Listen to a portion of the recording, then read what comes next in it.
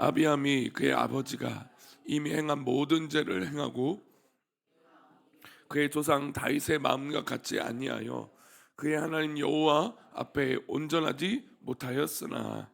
아멘. 기도하겠습니다. 하나님,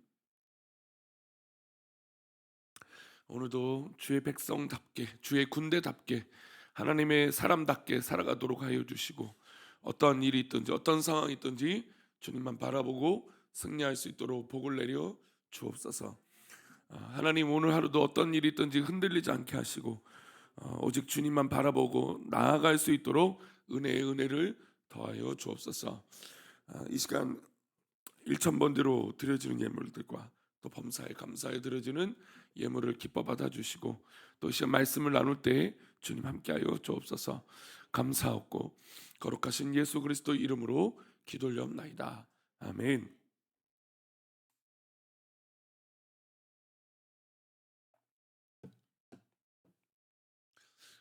이제 얼마 전에 아시안 게임이 끝났죠. 근데 뭐 참 우리나라는 그 소위 말해서 토양이, 그 스포츠 이 경쟁하는 토양이 그렇게 좋은 것은 아닙니다. 뭐 유럽이나 아니면 미국이나 어떤 그런 배경들, 또 이 중국처럼 뭐 인구가 어마어마하게 많아서 뭐 거기서 한다는 거. 뭐 예를 들어서 중국 탁구 선수는 뭐 우리나라 뭐 전체 대표 선수보다도 많다.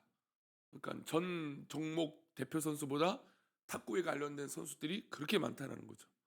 그래서 이번에 이 진지 선수라는 중국에서 그렇게 높은 랭커가 아니어서, 그래서 한국에 오게 됐고, 이 운동을 포기하려다가 그래도 다시 해보자 해서 했는데 오히려 이렇게 성장을 한 거죠. 그러니까 사실 우리나라 이 스포츠가 뭐 강대국이라고 할 수는 없어요. 그런데 놀라운 것은 어떻습니까? 뭐 금메달 따는 선수들이 이렇게 나오고 천재적인 선수들이 나타나죠. 뭐 수영의 이번에 선수라든지 이번에 배드민턴 선수라든지 뭐 양궁은 말할 것도 없죠. 뭐 매번 이렇게 놀라울 정도로 성적을 내는 거 보면 참 대단하다라는 생각을 하게 됩니다. 원래는 토양이 좋아야 돼요. 어떤 뭐 이 인프라든지 모든 환경이 좋아야 좋은 선수들이 나타나는 게 당연하죠. 근데 우리나라 뭐 피겨 선수라든지 골프 선수라든지 사실 우리나라의 토양이 이 운동에서 그렇게 좋지 않습니다. 그럼에도 불구하고 그 환경을 뛰어넘는 노력하는 사람들이 있다라는 거예요. 그러니까 우리는 언제든지 핑계를 대죠. 이유가 있죠. 이래서 이런 환경 때문에 저런 배경 때문에 우리는 뭐 이런 인프라가 없으니까 그래요. 그거 맞죠. 그러나 정말 그것을 뛰어넘는 선수들은 어떻습니까? 최선을 다해서 노력을 하는 것이죠. 이게 다만 스포츠뿐만 아니라 모든 이 환경에 있어서 핑계 대지 않고 최선을 다한다는 사람들의 모습일 겁니다. 영적 환경도 중요합니다. 우리나라 영적 환경이 점점 이 제약으로 가득 차고 있어서 참 걱정이 많이 되고 있죠. 우리 자녀들이 자라면서 이 제약에 자연스럽게 물들고 있는 현상을 볼 때 너무나 안타까운 현상이 있습니다. 그럼에도 불구하고 이런 영적인 악한 또 좋지 못한 상황일지라도 우리는 어떻습니까? 바르게 하나님을 믿고 바르게 중심을 잡아야 되는 것이죠. 그래야 이 어려운 시대를 또 믿음으로 살아갈 수 있는 것입니다. 오늘 본문에 대한 이 시작하면서 나타난 이 남유다의 아사 왕은 사실 말 그대로 영적으로 최악의 상황에 왕이 오른 사람이었습니다. 하지만 그런 환경과 어려움이었지만 믿음을 잘 지켰다라는 것이죠. 아사의 영적 환경은 그야말로 어려움이었는데 할아버지는 누구였냐면 르호보암이었어요. 우리가 지금 요 며칠 동안 르호보암의 죄, 예, 그런 이 죄에 대해서 얘기를 드렸죠. 그리고 아버지는 아비암이었습니다. 남유다 왕가에서 태어나서 물질적으로는 아마 풍요로웠을 겁니다. 왕족이니까. 하지만 어떻습니까? 영적인 상태는 뭐 온 이 왕궁에 우상들이 가득하고 제약들이 가득했죠. 그러니까 이 아사 왕이 자연스럽게 자라면서 죄악에 물들만 합니다. 아버지가 우상 섬겼듯이 그냥 섬기면 되고 어머니가 섬겼듯이 그냥 섬기면 되는 일이었어요. 그런 영적인 환경입니다. 그런데 그렇지 않고 이 아사 왕은 전혀 다른 행보를 갖게 됩니다. 자, 그러면 오늘 우리가 말씀대로 살아가도록이라고 하는 말씀 나누고자 하는 것은, 우리가 아무리 환경이 어렵고 또 우리가 아무리 배경이 어렵다 할지라도 우리가 말씀을 가지고 붙잡고 살아가도록 노력하면 그 환경을 뛰어넘을 수 있다라는 것이죠. 오늘 3절 말씀을 한번 다시 보겠습니다. 아비암이 어떤 사람인지, 그의 아버지죠, 아사왕. 함께 읽겠습니다. 아비암이 그의 아버지 이미 행한 모든 죄를 행하고 그의 마음이 그의 조상 다윗의 마음과 같지 아니하여 그의 하나님 여호와 앞에 온전하지 못하였으나, 아사의 아버지 아비암은 로아밤이 행한 대로 다 악한 것을 행했습니다. 그러니까 어떻게 보면 아비암이 지극히 정상적인 거죠. 아버지가 행한 대로 그냥 똑같이 죄짓고 똑같이 살아가는 거였으니까요. 그런데 이 아사는 전혀 그렇지 않았어요. 그 다음 구절입니다. 11절 말씀이요. 함께 읽겠습니다. 아사가 그의 조상 다윗같이 여호와 보시기에 정직하게 행하여. 아니, 이렇게 배경이 우상이 천지고 죄악이 가득하고, 그런데 이 아사는 아버지 아비암을 따르지 아니하고 그의 할아버지 르호보암의 길을 가지 아니하고 다윗의 길을 갔다라는 것이죠. 이게 놀라운 것이에요. 그러니까 저는 우리 한국 이 지금 현대 사회가 너무나 죄악으로 가득 차고 어려움이 있지만, 분명히 이렇게 믿음으로 붙잡고 살아가는 또 다음 세대가 분명히 일어날 것을 믿습니다. 왜요? 하나님 말씀은 살아 있으니까. 또 우리가 그렇게 말씀을 붙들고 살아가고 있으니까. 다윗처럼 정직하게 그 삶을 살았습니다. 그리고 개혁을 합니다. 어떤 개혁을 할까요? 12절과 13절입니다. 함께 읽겠습니다. 남색하는 자를 그 땅에서 쫓아내고 그의 조상들이 지은 모든 우상을 없애고, 또 그의 어머니 마아가가 혐오스러운 아세라상을 만들었으므로 태우의 위를 패하고 그 우상을 찍어 기드론 시냇가에서 불살랐으니. 첫 번째, 세 가지 개혁을 합니다. 첫 번째, 남색하는 자, 그러니까 문란한 이 성적 이 모든 것들을 유다에서 내쫓았다는 거예요. 두 번째, 우상을 제거했습니다.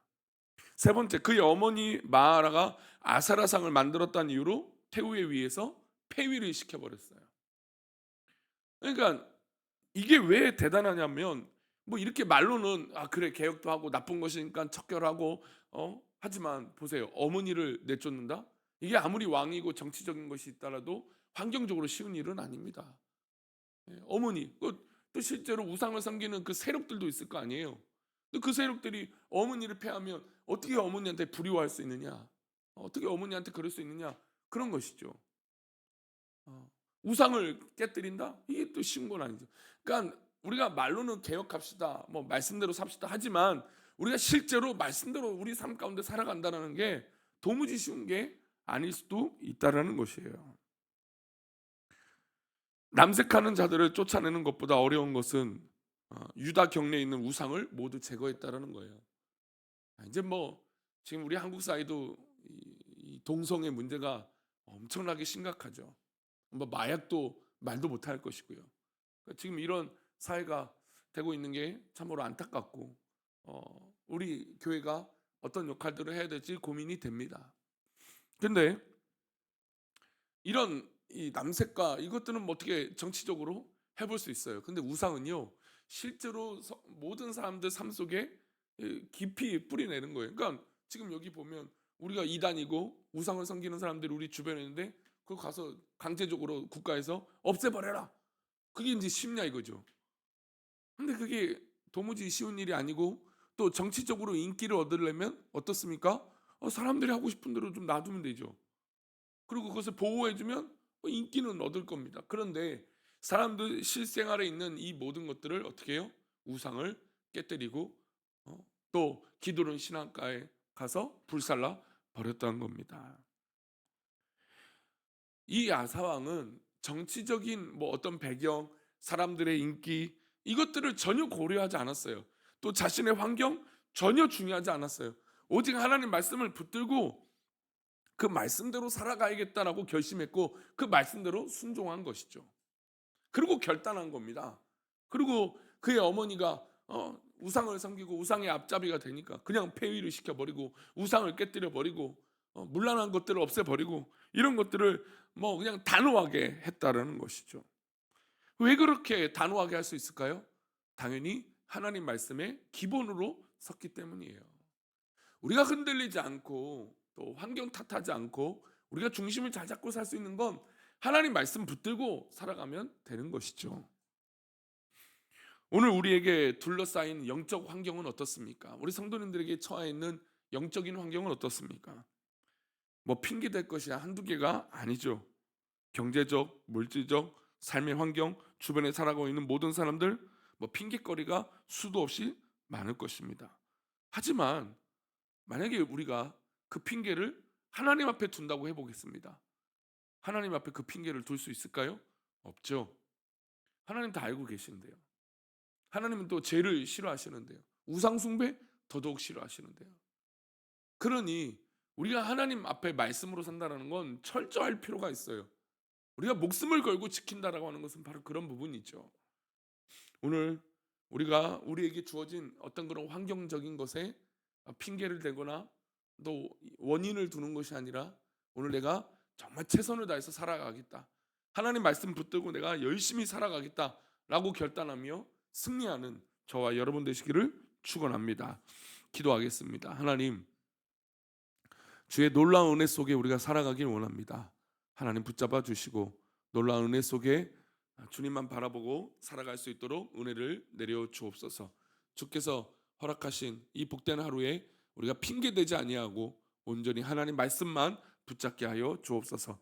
그렇게 지켜주실 것을 믿사옵고 거룩하신 예수 그리스도 이름으로 기도 올리옵나이다. 아멘.